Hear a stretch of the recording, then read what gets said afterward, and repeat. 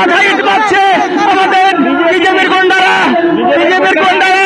আমাদের আমাদের আমাদের আমাদের শান্তিপূর্ণ বিক্ষোভের পরে ইট মারলো, আমাদের পাথর ছুড়লো বিজেপির গুন্ডারা। আমরা বিচার চাই, বিচার চাই। বিজেপির বিরুদ্ধে আমাদের অবস্থান বিক্ষোভ এবং পরবর্তী সময়ে 120 ঘন্টা অনশন পেরিয়ে গেছে। এই অনশন মঞ্চ আমাদের চলছিল।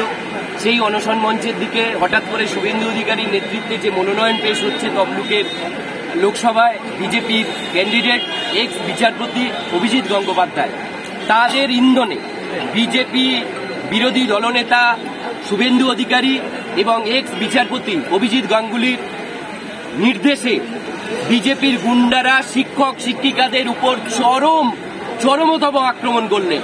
জুতো ছুঁড়ে মারলেন, আমাদের চেয়ার ভেঙে দেয়া হলো, ইট ছুঁড়ে মারা হলো। আমাদের একজন শিক্ষিকা একজন শিক্ষক আহত হয়ে তমলুক সুপার স্পেশালিটি হাসপাতালে ভর্তি। আমরা অবাক হয়ে গেলাম যে তমলুকের মাটি, পূর্ব মেদিনীপুরের মাটি, স্বাধীনতা সংগ্রামীদের মাটি, সেই মাটিতে শিক্ষক সমাজকে আঘাত করা হলো। এ লজ্জাকার। বিজেপির মতো একটা চরম গুন্ডাবাজ দল শিক্ষক সমাজের উপর আঘাত নামিয়ে আনলো। আমরা তো শিক্ষকদের চাকরি বাঁচানোর একটা আন্দোলন অনশন করছি, আমরা সেই অনশন মঞ্চে এই গুন্ডারা এসে আক্রমণ করবে।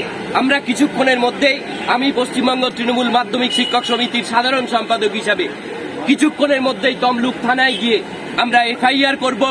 এফআইআরে শুভেন্দু অধিকারী এবং এই যে প্রার্থী বিজেপির প্রার্থী বিচারপতি প্রাক্তন বিচারপতি অভিজিৎ গাঙ্গুলির নামে আমরা এফআইআর দায়ের করব এবং প্রশাসনিকভাবে আইনগতভাবে তার যা যা করণীয় সেটা করতে হবে। আইনের মাধ্যমে তাদের বিরুদ্ধে চরমতম ব্যবস্থা নিতে হবে। আর যদি চরমতম ব্যবস্থা আইনগত দিক থেকে আমরা না পাই, তাহলে পরবর্তী পদক্ষেপ আমরা ঘোষণা করব এবং চরমতম দিকে আমাদের আন্দোলনকে আমরা নিয়ে যাব।